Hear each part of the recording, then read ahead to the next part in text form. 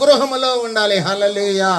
ఎప్పుడైతే దేవుని సన్నిధి గృహములో ఉంటున్నదో అప్పుడు ఏమి చేయబడుతున్నాం అన్నమాట?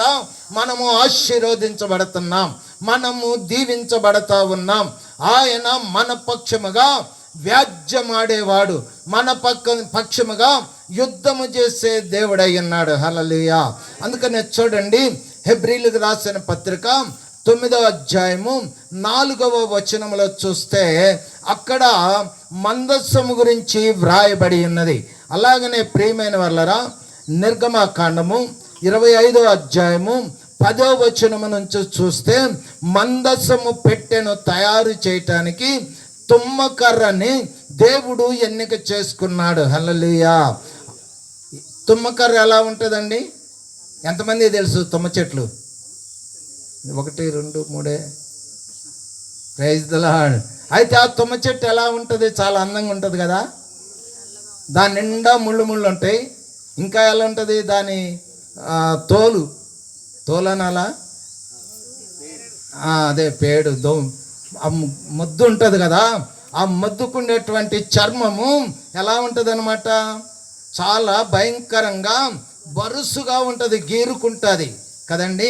అలాగనే మానవుడు కూడా అలాగనే ఉన్నాడు ప్రియమైన వాళ్ళారా. అయితే ఈ తుమ్మకర్రను దేవుడు ఎన్నిక చేసుకొని దానిని చెక్కి దాని మీద బంగారు రేకుని పొదిగించమని చెప్పాడు. హల్లెలూయా. అలాగనే ప్రభువుని ఎరగక ముందు మనం కూడా ఎలా ఉన్నాం అన్నమాట? తుమ్మకర్రలాగా ఉన్నాం, ముళ్ళుగా ఉన్నాం, మన జీవితము భయంకరంగా ఉన్నది.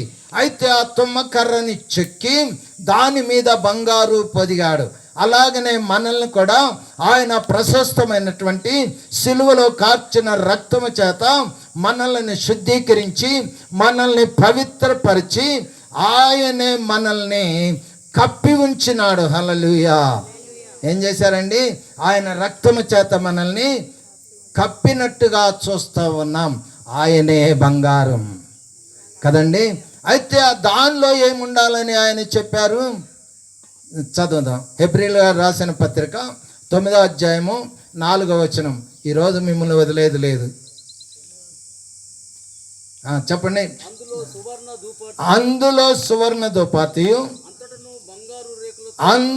అంతటా బంగారు రేకుతో కప్పబడిన మందసము ఆ మందసములో ఏమున్నదంట? మన్నా కలిగిన బంగారు పాత్ర ఉన్నది. హల్లెలూయా. ఒక్క నిమిషం నేను. ఏమున్నదంట? ఆ చెక్కబడినటువంటి దాన్ని ఒక పెట్టెలాగా తయారు చేసి దాని మీద ఏం పొదిగారు అనమాట? బంగారు రేకును పొదిగించారు. అలాగనే మనల్ని కూడా పాపములోను శాపములోను అపరాధముల చేత చచ్చిన వారిగా ఉంటుండగా, ముళ్ళ జీవితము కలిగి ఉంటుండగా, సమాధుల అనుభవం గుండా వెళుతూ ఉంటుండగా ఆయన మనల్ని వెదికి రక్షించి ఏం చేశారండి? మార్క్స్ వార్త 5వ అధ్యాయంలో చూస్తే యేసు ప్రభు వారు గెరసేను ప్రాంతానికి వచ్చినప్పుడు అక్కడ ఒక సమాధులు కలిగిన స్థలం ఉన్నదంట. ఆ స్థలంలోనే ఒక యవ్వనస్తుడు తనకు తానుగా గాయపరుచుకుంటూ పిచ్చి కేకలు వేస్తూ అతడు జీవిస్తూ ఉంటుండగా ఏ వస్త్రములు కూడా లేనటువంటి వాడు, వస్త్రహీనుడిగా ఉన్నట్టుగా కనబడుతున్నది. అయితే యేసయ్య ఆ వ్యక్తిలో ఉన్నటువంటి శానాదేయాన్ని వెళ్ళగొట్టిన తర్వాత అతడు స్వస్థ చిత్తుడయి వస్త్రము ధరించిన వాడయ్యాడు. అలాగనే ఆయన రక్తము చేత మనల్ని శుద్ధీకరించి మనల్ని రక్షణ అనేటువంటి వస్త్రము చేత ఆయన కప్పి ఉంటున్నారు. హల్లెలూయా. ఆ కప్పబడినటువంటి ఆ పెట్టెలో ఏముందంట? మన్నా కలిగిన బంగారు పాత్ర. హల్లెలూయా. మన్నా కలిగిన బంగారు పాత్ర ఉన్నదని వ్రాయబడింది. ప్రభు అయినటువంటి యేసుక్రీస్తు వారు ఏమంటున్నారు? యోహాను సువార్త 6వ అధ్యాయంలో నేనే జీవాహారం అన్నాడు కదండి. ఇశ్రాయేల్ ప్రజలు ఐగుప్తు నుంచి విడిపించబడి తీసుకొని వస్తూ ఉంటుండగా వారు ఆహారం లేదని వారు గొనిగినట్టుగాను సణిగినట్టుగా కనబడతా ఉంటుండగా దేవుడు ఏం చేశారండి? వారి కొరకు మన్నాని కురిపించినట్లుగా చూస్తా ఉన్నాం. ఆ మన్నాను తిన్నటువంటి వారందరూ ఏమయ్యారండి? బ్రతికి ఉన్నారు కదండి, అవునా కదా? ఎంతమంది తెలిసి మాట? ఏమో. మన్నా కలిగిన బంగారు పాత్ర ఉండాలని వ్రాయబడింది. అంటే ఏమిటనమాట? బంగారు పాత్ర అంటే మన హృదయానికి సాదృశ్యమై ఉన్నది. మన హృదయంలో ఏముండాలన్నమాట? జీవాహారమైన, జీవింపజేసేటువంటి ఆయన యొక్క మాట ఉండాలి. ఎవరు మాట ఉండాలి? ఆయన ఎవరు? మీ ఆయన యేసయ్య. హల్లెలూయా. భరించువాడు భర్త అయి ఉన్నాడు. ఆయన మనల్ని భరిస్తూ ఉన్నాడు. ఆయన మన విషయమై బాధ్యత వహిస్తున్నాడు. ఆయన శ్రద్ధ వహిస్తూ ఉన్నాడు. కనుక ఆయన జీవము కలిగిన మాటలు ఎక్కడ ఉండాలన్నమాట? చెప్పండి. మన అంటే ఒప్పుకోను, నాలో ఉండాలి. ప్రతి ఒక్కరు ఏమనాలి? నా లోపల దేవుడు బంగారు హృదయాన్ని ఇచ్చారు. ఈ బంగారు పాత్రలోని జీవము కలిగిన మాటలు ఉండాలి. హల్లెలూయా. అలాగనే ఇంకేమి రాయబడినది? బంగారు పాత్ర చిగురించిన అహరోను చేతికర్ర ఉండాలంట. ఈ అహరోను చేతికర్ర ఏమిటి? అహరోను చేతికర్ర ఏమిటి? సంఖ్యాకాండము 17వ అధ్యాయము 7-8 వచనాల్లో చూస్తే ఇక్కడ ఇశ్రాయేలు ప్రజల్లోని కొంత గలిబిలి ఏర్పడింది. 12 గోత్రాలు వారు ఉన్నారు కదా, మేము గొప్ప, మేము గొప్ప, మేము గొప్ప అని వాళ్ళు కొట్లాడుకుంటూ ఉన్నారన్నమాట. ఆయనే గుళ్ళోకి పోవాలా, ఆయనే ఆరాధన చేయాలా, ఆయనే వాక్యం చెప్పాలా అని ఇలా రకరకాలైనటువంటి సనుగుడు గొనుగుడు వారి మధ్యలో కలిగినట్టుగా వాక్యంలో వ్రాయబడింది. అయితే మోషే అంటా ఉన్నారు, మీరు 12 గోత్రాలు ఉన్నారు కదా, మీ గోత్రకర్తల యొక్క పేరు మీ చేతి కర్ర మీద వ్రాసి తీసుకొని రండి అన్నాడు. వాళ్ళందరూ ఏం చేశారు? ఆ కుటుంబానికి పెద్ద ఉంటారు కదా, గోత్రానికి పెద్ద ఉంటారు కదా, ఉంటారా? ఇప్పుడంటే గోత్రాలు అంటే మనకు తెలియవు. ఇదివరకైతే నీ గోత్రం ఏంటిది, ఇక నీ నక్షత్రము అన్నీ అడిగేవాళ్ళు కదండి, అవునా కదా? అయితే ప్రియమైన వాళ్ళారా, ఈ 12 గోత్రకర్తలు వారి వారి చేతి కర్ర మీద పేరు రాశారు. చేతి కర్ర పచ్చిదా ఎండిదా? ఎండిన కర్ర వాడతారా, పచ్చి కర్ర వాడతారా? చెప్పన్నారా? ఎండిపోయిన కర్ర. అయితే ఆ కర్ర మీద వారి యొక్క గోత్రానికి చెందిన పేరు వ్రాసి తీసుకొచ్చి మోషే గారికి ఇస్తే, మోషే గారు ఏం చేశారు అని అంటే, చదువుదాం ఆ మాట. మోషే వారి కర్రలను సాక్ష్యపు గుడారంలో, మోషే వారి కర్రలను సాక్ష్యపు గుడారములో యెహోవా సన్నిధిని ఉంచడం. హల్లెలూయా. ఆ 12 కర్రలను ఏం చేశారండి? దేవుని యొక్క సన్నిధిలో ఉంచారు, దేవుని యొక్క మందిరంలో ఉంచారు. ఆ రాత్రి తలుపు వేయబడింది. ఏం వేయబడిందండి? ఆ రాత్రి ఆ గుడి యొక్క, చర్చి యొక్క తలుపు చెప్పనరా మూయబడింది. చీకటి ప్రారంభమైంది. ఈ అహరోను అనుకుంటున్నాడు అనమాట, ప్రభువా ఇదిగో నా కర్ర మీద అయితే పేరు రాసి నేను ఇచ్చాను, నీవు నా కొరకు ఎన్నో వాగ్దానాలు చేశావు, ఎక్కడో ఉంటున్న నన్ను ఏం చేశావు, తీసుకొని వచ్చి మోషేకు ఏం చేశావు, నోటిగా చేసి ఇంతవరకు నడిపించావయ్యా, నీ కార్యాలు ఎన్నో చేయగలిగటానికి నన్ను వాడుకున్నావు. అయితే ఇప్పుడు ఏమైపోయింది, పరిస్థితి అంతా కూడా మారిపోయింది. ప్రజలలో వ్యతిరేకత, చీకటి కమ్ముకుంటా ఉన్నది, అది 4 దిశల నుంచి కమ్ముకుంటా ఉన్నది. అయితే ఆ రాత్రి అహరోనుకి నిద్ర పట్టకపోవచ్చును. అక్కడ మాట లేదు కానీ చెప్తున్నా, ఆ రాత్రి అహరోనుకి నిద్ర పట్టట్లా. ఆ రాత్రి దేవుని సన్నిధిలో కన్నీరు విడుస్తున్నాడు. ప్రభువా ఇగో నీవు చెప్పినట్టుగా ఆ కర్రల మీద మా పేర్లు రాసి ఇచ్చామయ్యా, నా పేరు కూడా కర్ర మీద నా కర్ర మీద నీవు నాకు ఇచ్చిన కర్ర మీద వ్రాసి ఇచ్చాను, నువ్వే చూసుకో అని చెప్పేసి ఆ రాత్రంతా కూడా మొరపెడుతున్నాడు. Hallelujah, hallelujah, hallelujah, hallelujah, hallelujah. Praise the Lord. దేవునికి మహిమ కలుగును గాక. అయితే ప్రియమైన వాళ్ళరా, ఉదయకాలమే మరునాడు మోషే సాక్ష్యపు గుడారంలోనికి వెళ్ళి మరునాడు మోషే సాక్ష్యపు గుడారం యొక్క తలుపు తెరిచి దాని లోపలికి వెళ్ళి చూడగా లేవి కుటుంబముదైన అహరోను చేతి కర్ర చిగురించింది. చప్పలు కొడదాం. హల్లెలూయా. నీవు కూడా చీకటి అనుభవం గుండా వెళుతున్నావేమో, నీవు కూడా నీ పరిస్థితులు ఎటు తోచనటువంటిదిగా, ఏమి జరుగుతో తెలియనటువంటిదిగా, నీ పాదములు కాళ్ళకు తగులుతున్నట్టు, నీ కాళ్ళు కొండలకు తగులుతున్న పరిస్థితి, నడవలేని పరిస్థితి అహరోనుకు వచ్చినట్టుగా వచ్చిందేమో. అహరోను ఏ విధంగా అయితే మొరపెట్టాడో, అహరోను ఏ విధంగా అయితే దేవుని సన్నిధిలో కనబడినాడో, అలాగనే ఈ నీవు కూడా కనబడినట్లయితే. హల్లెలూయా. అహరోను ఏం చేశాడండి? ఆ రాత్రి దేవుని సన్నిధిలో గడిపాడు. ఆల్ నైట్ ప్రేయర్ అయింది. ఉదయాన్నే తలుపు తెరిచారు అయ్యగారు, మోషే అయ్యగారు ఏం చేశారు? తలుపు తెరిచి చూడగా 12 కర్రల్లో 11 కర్రలు అలాగనే ఉండిపోయినాయి. ఎక్కడ వేసిన గొంగడంటే అక్కడే ఉండిపోయింది. కానీ అహరోను కర్ర ఏమైంది చెప్పనరా? అహరోను కర్ర చిగురించింది. ఎలా అంట? చదువుదాం. అది చిగుర్చి పువ్వులు పూసి బాదము పండ్లు. హల్లెలూయా. ఒక్క రాత్రిలోనే చూడండి ప్రియమైన వాళ్ళరా, ఒకే ఒక్క రాత్రిలో మనము భూమిలో గింజ వేసామనుకోండి, ఆ గింజ యొక్క మొక్క బయటికి రావాలంటే ఎన్ని రోజులు పడుతుంది? 15 రోజులంట కదండి. గింజ భూమిలో వేస్తే ఆ భూమిలో వేసిన గింజ ఏం కావాలి? చచ్చిపోవాలి, మరలా అది బ్రతకాలి.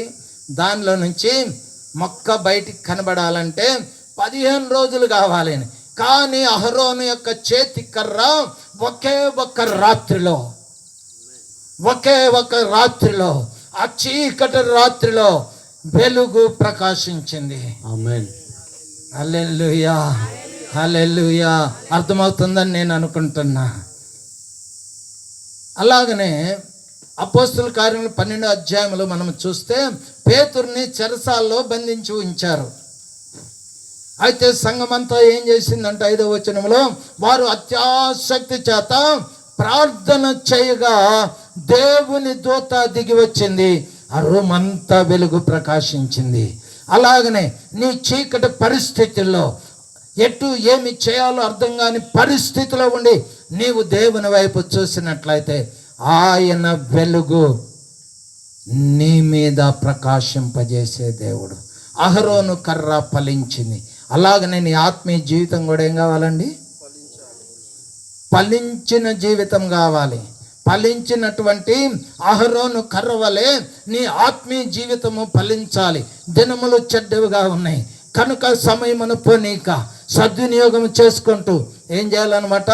ఫలించాలి. ప్రియమైన వాళ్ళరా, రాత్రికి రాత్రి ఏమైందండి? చిగురించింది, పువ్వులు పూసినాయి, కాయలు కాసినాయి. హల్లెలూయా. కనుక ప్రియమైన వాళ్ళరా, నీ ఆత్మీయ జీవితం ఆ విధంగా ఏం కావాలన్నమాట? ఫలించిన జీవితం కావాలి, అభివృద్ధి చెందిన జీవితం కావాలి, దేవునితోటి దగ్గర సంబంధము కలిగిన బ్రతుకు కావాలి. హల్లెలూయా. ఆ తర్వాత ఇంకేమి వ్రాయబడింది? ఆయన చెక్కి ఇచ్చినటువంటి నిబంధన పలకలు ఆ మందసములో ఉన్నాయి. అక్కడ హెబ్రీయులకు రాసిన పత్రిక 9వ అధ్యాయం 4వ వచనంలోనే మొట్టమొదటిగా ఏముందండి? మొట్టమొదటిగా ఆ పెట్టెలో ఏముంది? మందసం పెట్టెలో మన్నా కలిగిన బంగారు పాత్ర, తర్వాత చిగురించిన అహరోను కర్ర. అంటే మన హృదయంలో ఏముండాలన్నమాట? మన హృదయంలో మన్నా అనగా యేసయ్య మన హృదయంలో ఉండాలి. యేసయ్య మన హృదయాన్ని కడిగి బంగారు పాత్రగా చేశారు. ఈ బంగారు పాత్రలోని ఆయన యొక్క జీవము కలిగిన మాటల చేత నీవు ముద్రించబడి ఉండాలి. ఆమేన్. నీ హృదయం అనే పలక మీద ఆయన మాటలు వ్రాసుకొని ఉంచుకోవాలి. ఆ తర్వాత చిగురించిన అహరోను చేతికర్రయు హల్లెలూయా, దేవుని చేత దీవించబడిన, దేవుని చేత ఆశీర్వదించబడిన జీవితము నీవు కలిగి ఉండాలి. అర్థమవుతుందా? వ్యర్థమవుతుందా? ఆ తర్వాత ప్రియమైన వాళ్ళారా ఇంకేమున్నాయి? నిబంధన పలకలు ఉన్నాయని రాయబడింది. ఏమి రాయబడిందండి? ఏమున్నాయంట? నిబంధన పలకలు ఉన్నాయని రాయబడింది.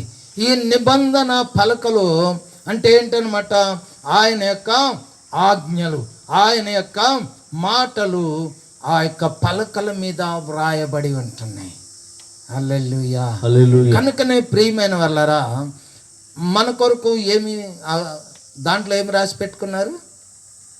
ఇన్విటేషన్ దాని మీద లూకాసు వార్త 10:5 ఈ గృహానికి సమాధానము కలుగునుగాక అని రాయబడింది. సమాధానము కలగాలంటే మనం ఎలా ఉండాలన్నమాట? ఈ నిబంధన మందస్సము ఏ విధంగా అయితే సిద్ధపరచబడి ఉన్నదో అలాగనే నేను ఉండాలి. ఎవరుండాలి చెప్పండి? నిబంధన మందస్సము వలె నేను ఉండాలి. హల్లెలూయా.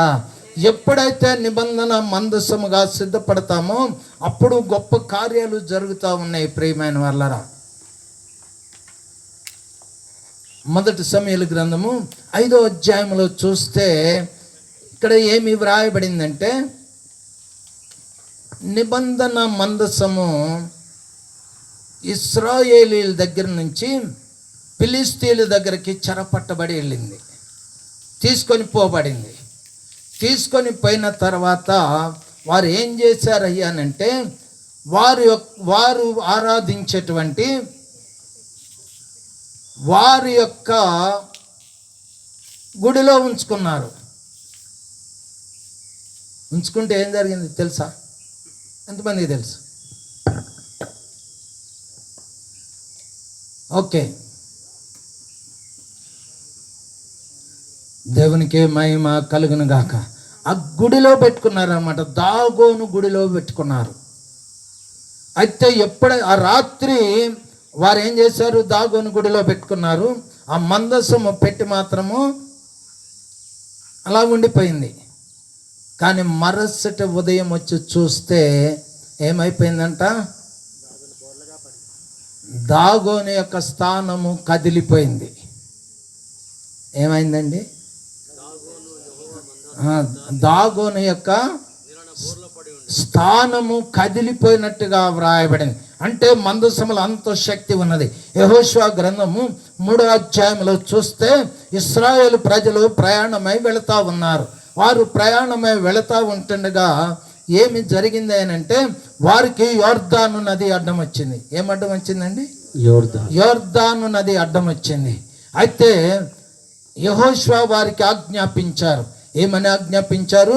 ఆ మందసమును యాజకులు మోయిచూ ఉంటుండగా మిగిలిన వాళ్ళందరూ దూరముగా నడవాలి. 200 అడుగుల దూరంలో నడవాలని చెప్పారు. ఈ యాజకులు ఆ మందసమును మోసుకొని వెళతా ఉన్నారు. వెళుతూ ఉంటుండగా యాజకుల యొక్క పాదము ఆ యోర్దాను నదిలో ప్రవహిస్తున్నటువంటి నీళ్లకు తగలగానే ఆ నీరు ఏమైందంట? పైనుంచి వచ్చే నీరు, ప్రవాహంగా వచ్చే నీరు ఏకరాశిగా నిలిచిపోయినాయి. హల్లెలూయా, హల్లెలూయా. కనుక ప్రియమైన వాళ్ళారా, నీవు ఏం కావాలన్నమాట? మందస్సముగా కట్టబడాలి. అందుకనే ప్రభు అయినటువంటి యేసు క్రీస్తు వారు, లేకపోతే కొరింథీయులకు రాసిన పత్రిక, మొదటి పత్రిక 3వ అధ్యాయము 6వ వచనంలోని క్షమించండి, మొదటి కొరింథీయులకు రాసిన పత్రిక 3వ అధ్యాయము 16-17 వచనాల్లో నీ దేహము దేవుని ఆలయమనియు దేవుని ఆత్మ మీలో నివసించుచున్నాడని మీరు ఎరగరా అని వ్రాయబడింది. అలాగనే 6వ అధ్యాయం 19వ వచనములు కూడా చూస్తే మీరు ప్రత్యేకించబడినటువంటి వారు అన్నాడు. ఏమన్నారండి? మీరు ప్రత్యేకింపబడినటువంటి వారు, మీరు ఏర్పరచబడిన వంశం, రాజులైన యాజక సమూహం పేతురు పత్రికలో వ్రాయబడింది. కనుక ప్రియమైన వాళ్ళరా, మొట్టమొదటగా మనము ఏం కావాలన్నమాట? యేసు రక్తము చేత కడగబడినటువంటి మనము చెక్కబడినటువంటి మనము బంగారు రేకు చేత అనగా యేసయ్య చేత కప్పబడి ఉన్నాం కదండి. మనం ఎప్పుడైతే బాప్తిస్మం పొందామో, లేకపోతే ఎప్పుడైతే హృదయపూర్వకంగా యేసయ్య సన్నిధిని ఒప్పుకుంటున్నామో, మనము పవిత్రపరచబడి మందస్సము కలిగిన ఆ పెట్టెలాగా తయారయ్యాం. అవునా? ఎంతమందికి అర్థమవుతుంది? అవునా? అయితే ఇప్పుడు మనలో ఏముండాలన్నమాట? మన హృదయంలో ఉండాలి మన్నా ఉండాలి, యేసయ్య యొక్క గుణ లక్షణాలు ఉండాలి, యేసయ్య యొక్క స్వభావం ఉండాలి. అందుకని క్రీస్తు యేసును కలిగిన ఈ మనస్సును మీరును కలిగి ఉండండి అని రాయబడింది. ఆయన మనస్సును మనము కలిగి ఉండాలి. హల్లెలూయా.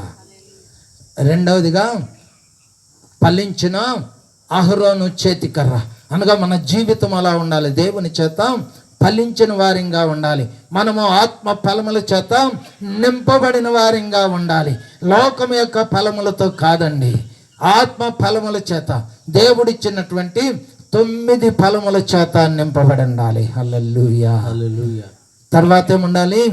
మనము ఎక్కడికి వెళ్ళినా, మనం ఎక్కడ కలుసుకున్నా ఏముండాలన్నమాట? పలకలు ఉన్నాయి కదా, వ్రాయబడిన పలకలు. అంటే మన హృదయం అనే పలక మీద ఆయన మాటలు ఉండాలి. ఆ విషయాలు మాట్లాడుకోవాలి. కానీ మనం ఏం చేస్తాము? కలుసుకున్నామంటే రకరకాలైన ముచ్చట్లు మాట్లాడతాం, ముసలమ్మ ముచ్చట్లు, ఏదేదో మాట్లాడుతూ ఉంటాం. కానీ మనం ఏం చేయాలంట? మనము పలికేటువంటి మాట ఏం మాట అనుకున్నాము? నేను మీ దగ్గరికే వచ్చి అడుగుతా, నాకు అది కూడా అలవాటు ఉంది. మీ దగ్గరకు వచ్చి మీ పేరుతోటి కూడా పలకగలను. మనం కలుసుకుంటే ఏం మాట్లాడాలన్నమాట? సమాధానం గురించి. తర్వాత సమాధానం ఇయటానికి వచ్చాం కదా, మనము మాట్లాడుతాం. ఏం మాట్లాడాలన్నమాట? ప్రార్థనా జీవితం గురించి, వాక్య ధ్యానం గురించి, లేకపోతే సువార్త గురించి, పరలోక రాజ్య సంగతుల గురించి మనము మాట్లాడే వారిగా ఉంటే మనము పలికినటువంటి సమాధానం ఏమవుతుంది అనమాట? ఇప్పుడు ఎవరికి పలకాలని వచ్చాము మనము? పద్మారావు, నిర్మల, అలాగనే జాయ్, జెస్సీ కుటుంబానికి పలకాలని వచ్చినాం. అంతేనా? చెప్పండారా? ఆ సమాధానకరమైన ఆశీర్వాదపు మాట వారు స్వతంత్రించుకోవాలంటే వారు కూడా ఎలా కట్టబడాలన్నమాట? మందసములాగా కట్టబడాలి. హల్లెలూయా. పౌలు చూడండి ప్రియమైన వాళ్ళరా, అపోస్తుల కార్యములు 16వ అధ్యాయంలో పౌలు శీలలు ఇరువురు కూడా ప్రయాణమై వెళుతూ ఉన్నారు. ప్రార్థన జరుగుద్దనే స్థలానికి వెళుతూ ఉంటుండగా పూతోని దెయ్యం పట్టిన చిన్నది అంటున్నది, వీరు సర్వోన్నతుడైన దేవుణ్ణి ప్రకటించడానికి, రక్షణ ప్రకటించడానికి వచ్చి ఉన్నదని చిన్నది పలుకుతూ ఉన్నది. అలాగనే అపోస్తుల కార్యములు 5వ అధ్యాయము 15వ వచనంలో చూస్తే పేతురు గారు వెళుతూ ఉన్నారు. పేతురు గారు ఏం చేస్తున్నారండి? వెళుతూ ఉంటుండగా ఆయన యొక్క నీడ ఎవరి మీద అయితే పడుతున్నదో వారందరూ ఏమయ్యారు? అరే నాకు తెలియదు, మీరన్నా చెప్పండారా. అందుకు పేతురు వచ్చుచుండగా అందుకు పేతురు వచ్చుచూ ఉండగా జనులు రోగులను వీధుల్లోనికి తెచ్చి వారిలో ఎవరి మీదైనా ఆయన నీడ పడుతుందనుకొని మంచముల మీదను పరుపుల మీదను వారిని ఉంచారు. హల్లెలూయా. ఎవరి మీద అయితే ఆయన నీడ పడతా ఉన్నదో వారి జీవితాలు మారిపోతా ఉన్నాయి. అలాగని 3వ అధ్యాయంలో చూస్తే యేసు నామమును ప్రకటించగా ఏమైపోయిందండి, ఎప్పుడు మందిరంలోనికి రాలా. అప్పటి వరకు ఎక్కడున్నాడు? మందిరం యొక్క మెట్లు దగ్గర ఉన్నాడు. యేసు నామమున పలికి ఆయన చెయ్యి అందించగానే దిగ్గున లేచి దేవుణ్ణి మహింపరుస్తూ మందిరంలోనికి వెళ్ళారు. నేటి దినముల్లోని ఇలాంటి కార్యములు చెయ్యాలని, ఇలాంటి అద్భుతాలు, ఇలాంటి ఆశ్చర్యకార్యాలు మందిరంలోనికి ఎప్పుడు అడుగు పెట్టనటువంటి వారు అడుగు పెట్టేటట్టుగా నీ ద్వారా చేయాలని, మీ ద్వారా చేయాలని ఆయన ఈరోజు మాట్లాడుతూ ఉన్నారు. హల్లెలూయా. మనం ఏం చేయబడాలన్నమాట?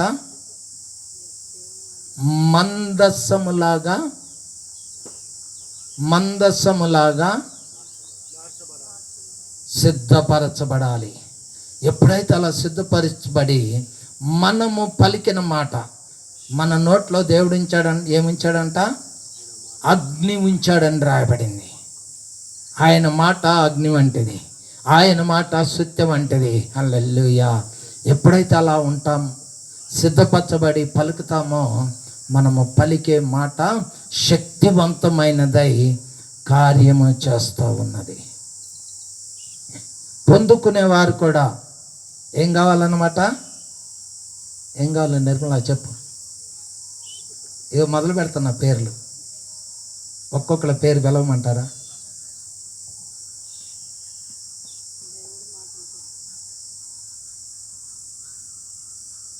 చెప్పమ్మా.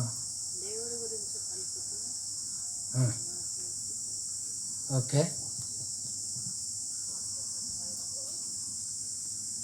రైట్, మంచిది, సంతోషం.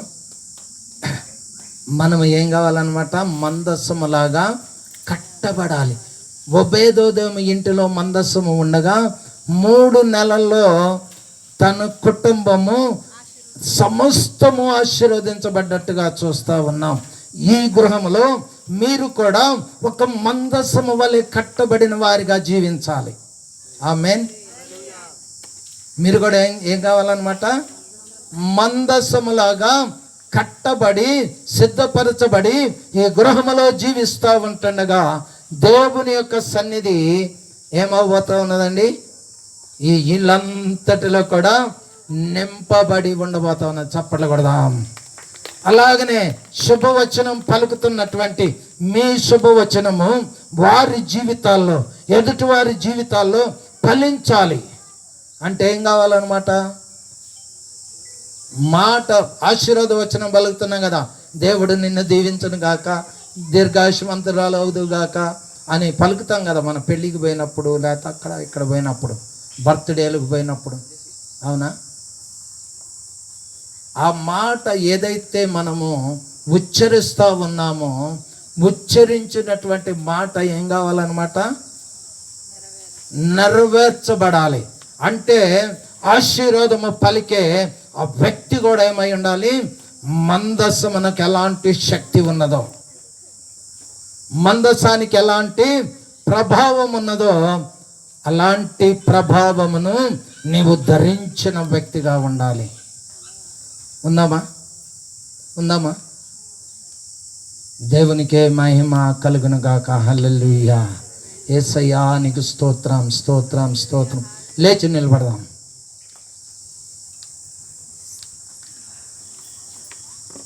Thank you Lord. Hallelujah, hallelujah. యేసయ్యా నీకు వందనాలు, వందనాలు.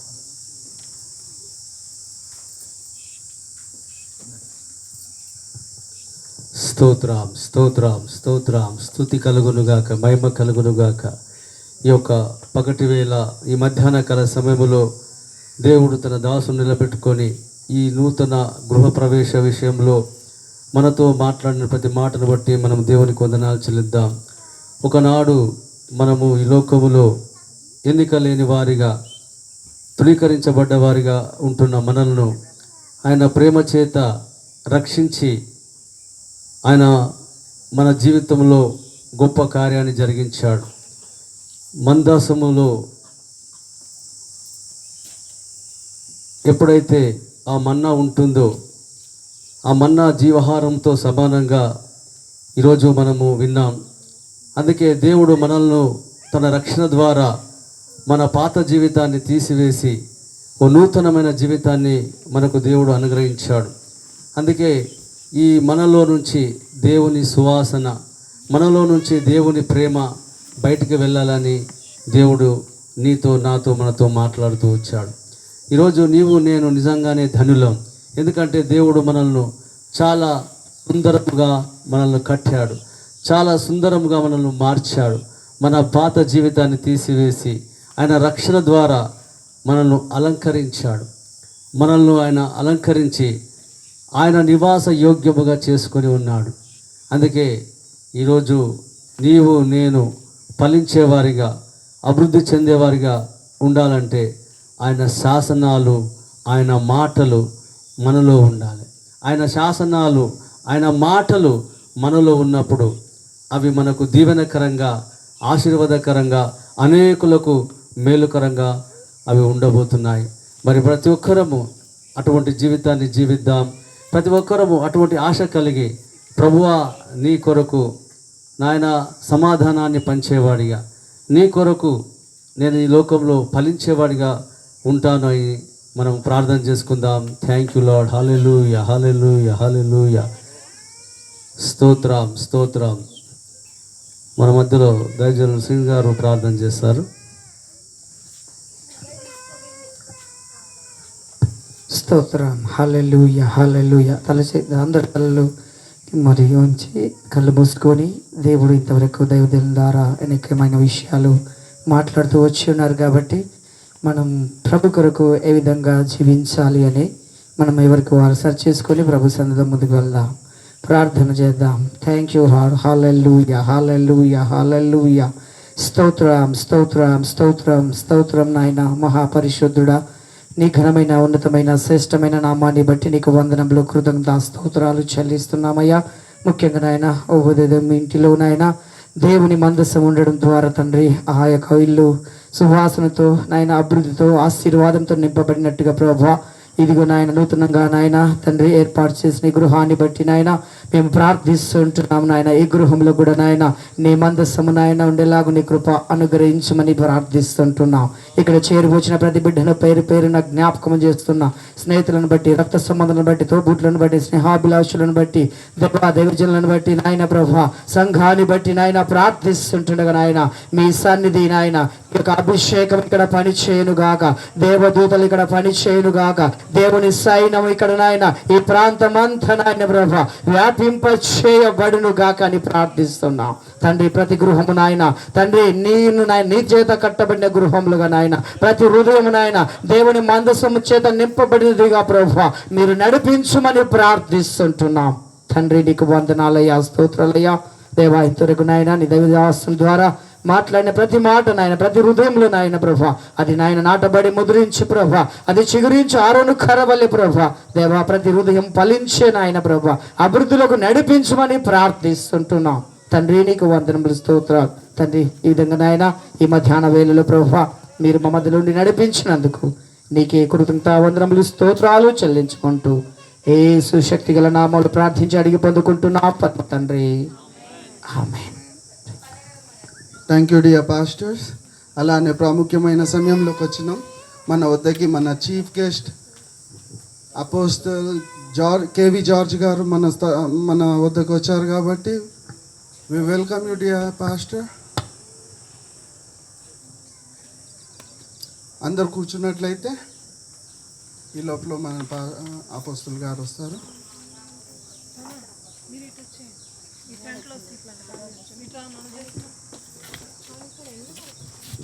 అలా జాయ్ చేసి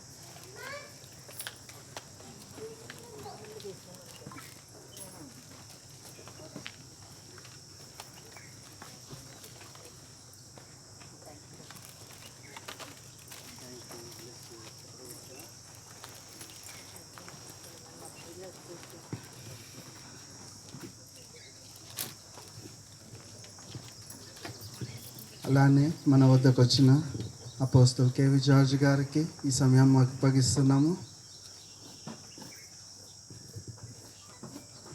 ప్రైజ్ అండ్ వర్షిప్ చేసి మనతోటి కొద్దిసేపు మనతోటి మాట్లాడతారు కాబట్టి శ్రద్ధగా విందాం. దేవునికి మహిమ కలుగునుగాక. Thank you Holy Spirit. ఒక 5 నిమిషాలు లేచి నిలబడదాం దేవుని సన్నిధిలో. Thank you Holy spirit.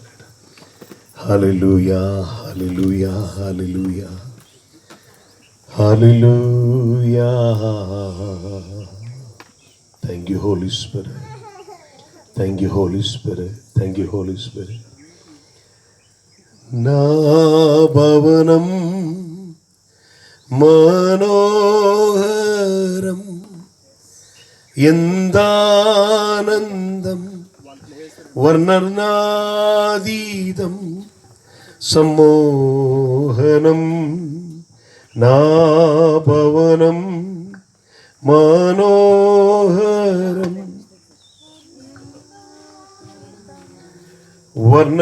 వర్ణనాదీదం సమ్మోహనం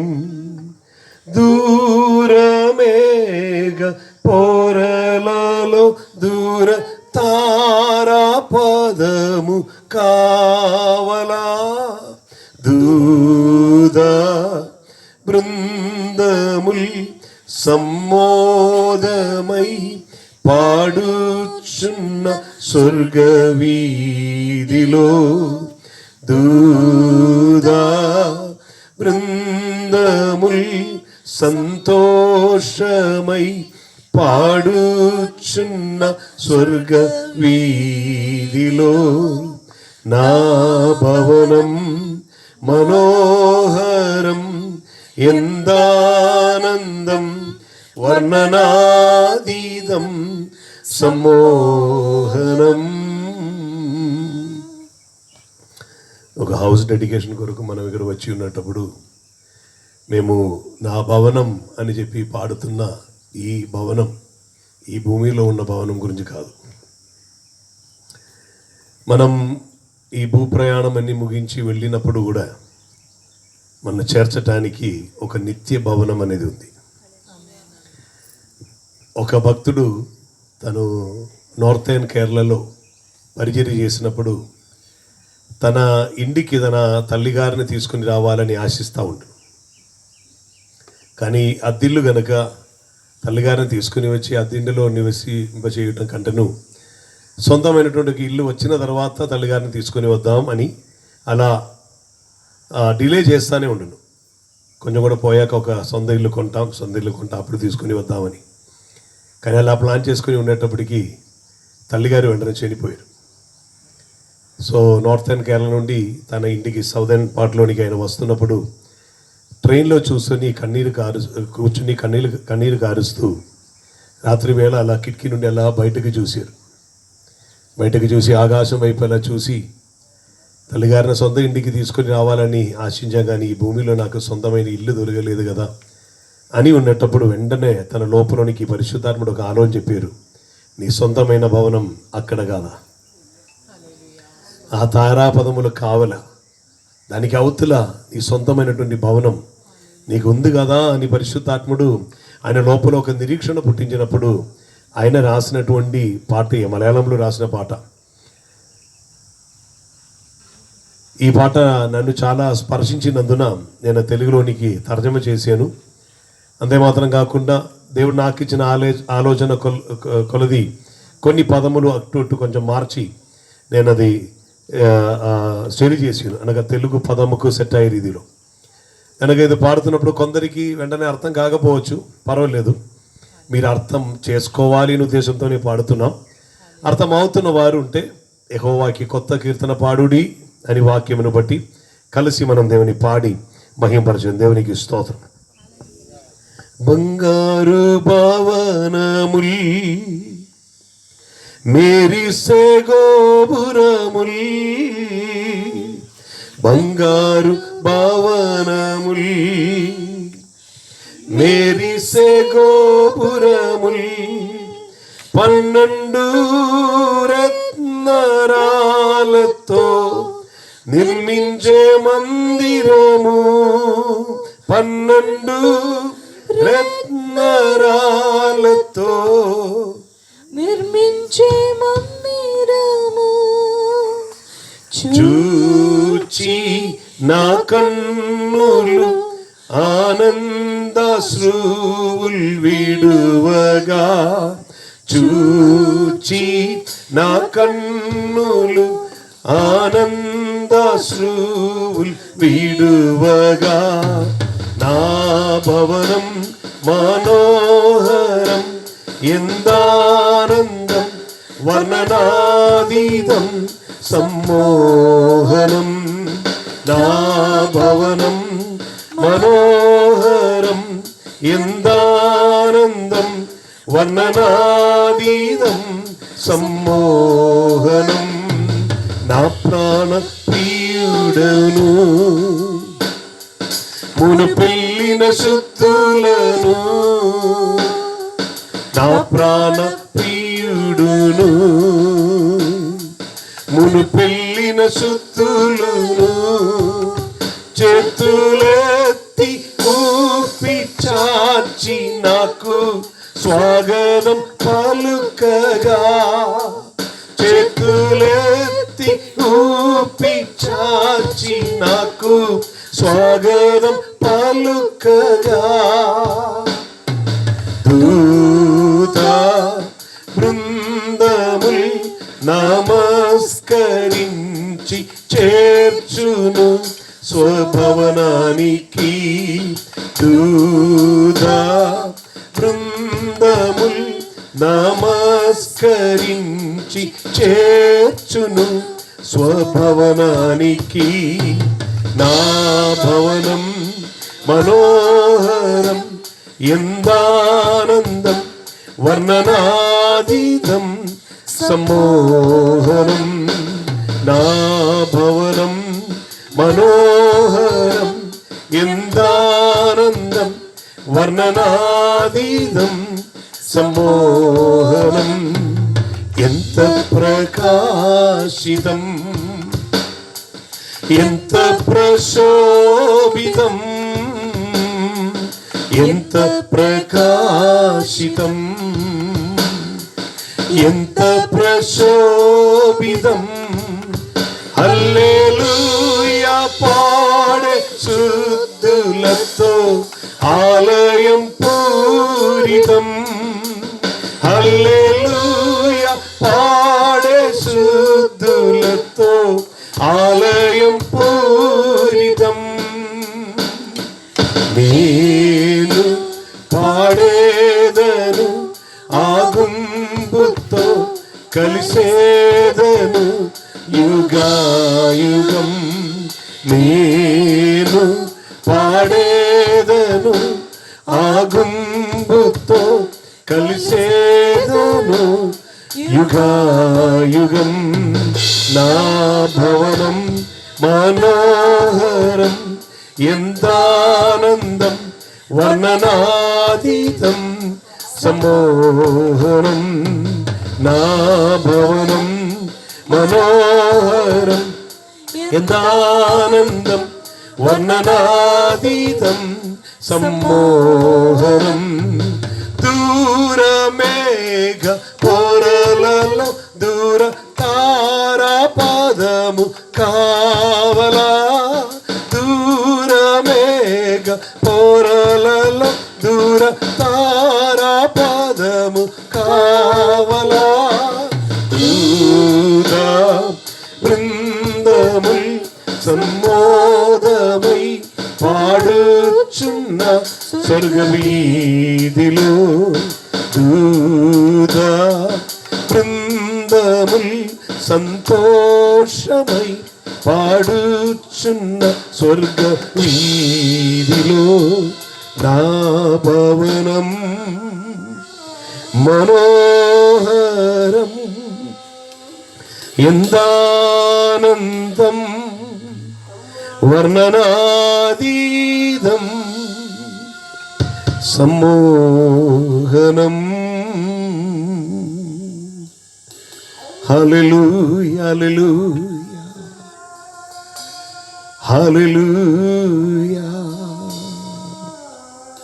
హల్లెలూయా హల్లెలూయా నిత్యరాజ్యములో నన్ను చేర్చి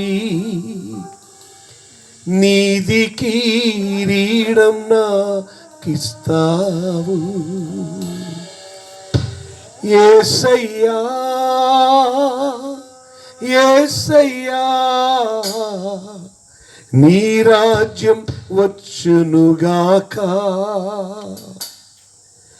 నీ చిత్తం నెరవేరునుగాక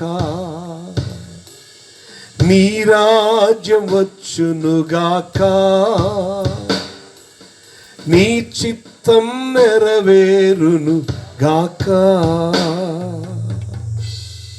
స్తుతియు ఘనతయు మహిమయు ప్రభావము పదవి అధికారము స్తోత్రము బలము ప్రభువైన యేసుక్రీస్తు అతి పరిశుద్ధ నామమునకే ఎల్లప్పుడూ చేరునుగాక.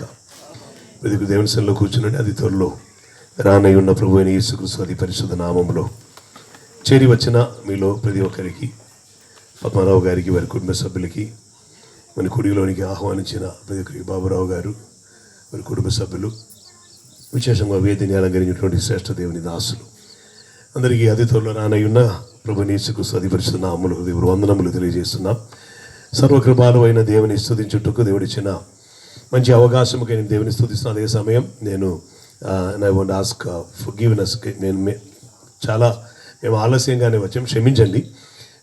మేము ఈరోజు చేరుకున్న సమయం దాదాపు 3 గంటలు ఏదో అయింది, 3 దాటినట్టుంది. పడుకున్నప్పటికీ నేను ఉదయం వచ్చిన తర్వాత వస్తున్న మార్గంలో పరిశుద్ధాత్మ దేవుడు ఒక ఆలోచన చెప్తా ఉన్నాడు. కారణం ఈ సంవత్సరం రిస్టోరేషన్ అనే ఒక సబ్జెక్ట్ దేవుడిచ్చారు. అంటే నష్టమైన స్థాయి నుండి మనిషిని పునఃస్థాపింపజేస్తున్నా, పునరుద్ధరించి మనకు ఉండవలసిన అదే స్థానంలోనికి తీసుకొని వస్తున్న దేవుని గురించి దేవుడు ఆలోచన ఇచ్చి దేవుడు అదే చెయ్యబోతున్నారు అనే విషయమును చెప్పి ఉన్నందున అదే విషయమును అలా అప్పుడప్పుడు ధ్యానిస్తూ ఉంటాను. వస్తున్నప్పుడు పరిశుద్ధాత్మను ఒక ఆలోచన ఇచ్చారు కనుక నేను వచ్చి కూర్చొని ఆ నోట్స్ అని అలా రాస్తూ ఉండను గనక ఇంకొక 2 వారానికి ఉంటుండే సబ్జెక్ట్ కూడా అలా ఫ్లోలో వచ్చేసింది. దేవునికి స్తోత్రం. అదని అయిపోయి మేము పనుకుంటప్పటికే చాలా లేట్ అయింది. ఐ థింక్ 8:40కి ఏదో స్పందన వచ్చి కాల్ మీ 8:40 సంథింగ్ యా అవును వాట్ ఎప్పుడు పిలిచాను నన్ను 9 దాటినట్టుంది. అప్పుడే నాకు స్పృహ వచ్చింది. అదివరకు బికాజ్ ఐ వాజ్ డ్రైవింగ్, నేనే నడుపుతూ ఉన్నాను వాహనం. అందుకొరకు ఎనీహౌ నేను చాలా టైర్డ్ అయి ఉండే. ఏదైనా అవకాశం ఉంటే ఈ యొక్క ప్రోగ్రాం నేను క్యాన్సిల్ చేసేవాడిని, కానీ ఒక రీతిలో చెప్పాలంటే బాబురావు గారు కొంచెం ఒప్పింపజేశారు నన్ను. దేవునికి స్తోత్రం. ఇది వెళ్ళి తీరాలి లేదా రావాలి అని రీతిలో చెప్పినప్పుడు దైవ చిత్తం ఏదైనాను మీరందరూ వేచి ఉండను, వేచి ఉన్న మీరు మీ వేచి ఉండుట వృధా పోవద్దు. పరిశుద్ధ బైబిల్ ఒక వాక్యం ఉంది, వారు ఆయన కొరకు వేచి ఉండరు. దేవునికి స్తోత్రం. ఇంకా అదే మాత్రం కాకుండా యెషయా ప్రవచన గ్రంథంలో ఇలా రాయబడి ఉన్నది, యెహోవా కొరకు కనిపెట్టుకొని ఉండువారు నూతన బలం పొందుదురు. దేవునికి స్తోత్రం. అర్థం, ఇప్పటి వరకు మీరు ఉండిన దానికంటేను ఒక నూతన బలములోనికి మీరు వస్తారని, నూతన బలములోనికి మీరు వస్తారు అని అర్థం. దేవునికి స్తోత్రం. హల్లెలూయా. అందుకొరకు దేవుడు మనల్ని బలపరచును గాక, దైవిక ఆలోచన దేవుడు మనకు దయచేయును గాక అని ప్రార్థనతో నేనున్నాను. ఒక వాక్య భాగం పరిశుద్ధ బైబిల్ నుండి మనం ధ్యానించబోతున్నాం. దేవునికి స్తోత్రం. కారణం, చేరి వచ్చినటువంటి వారిలో మేబీ సగం మంది వరకు వాక్యం ఎరిగిన వారు కావచ్చును, మిగిలిన వారికి వాక్యమైన గురించి సరి అయినటువంటి అవగాహన లేకపోయినను. ఆమేన్, స్తోత్రం. మనం ఎవరు పుట్టినప్పుడు వాక్యం పట్టుకుని బైబిల్ పట్టుకుని వచ్చిన వారు కారు. స్తోత్రం. మనం అందరూ పుట్టినప్పుడు ఎలా వచ్చామంటే చేతులలో ముడుచుకుని వచ్చాం కదా.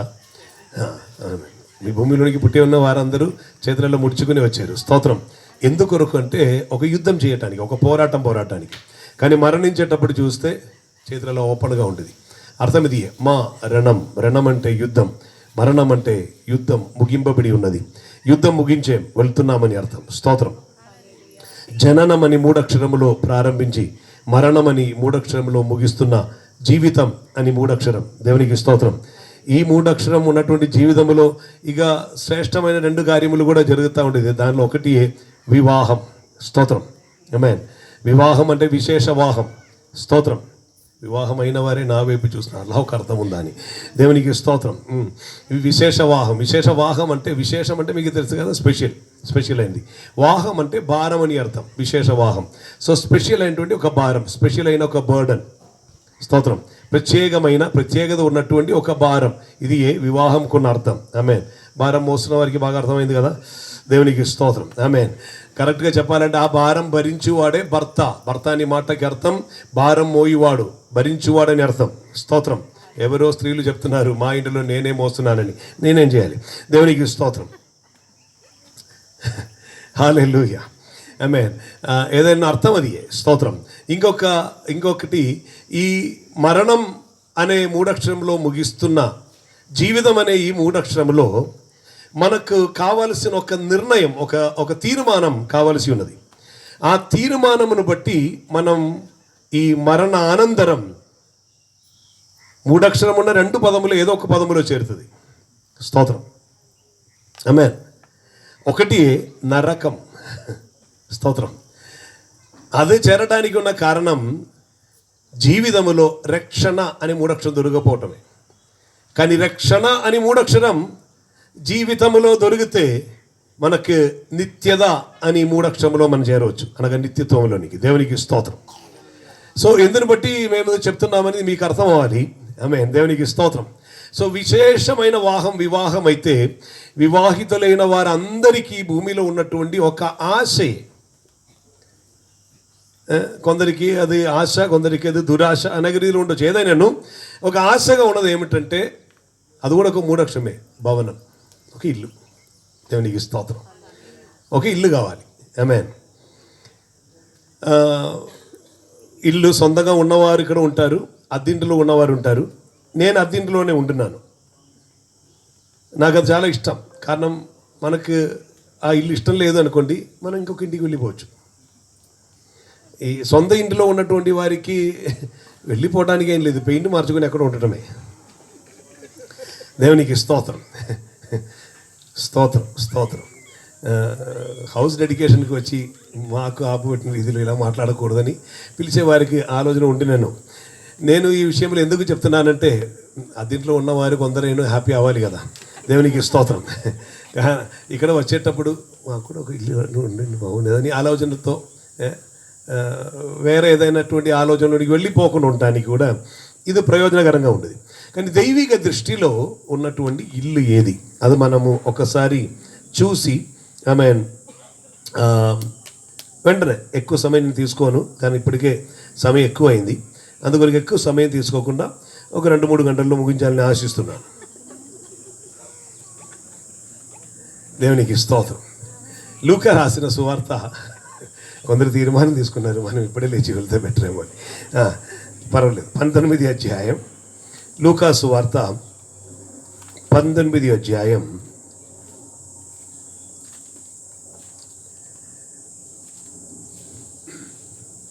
7వ వచనం ఒకసారి చదువుతాం.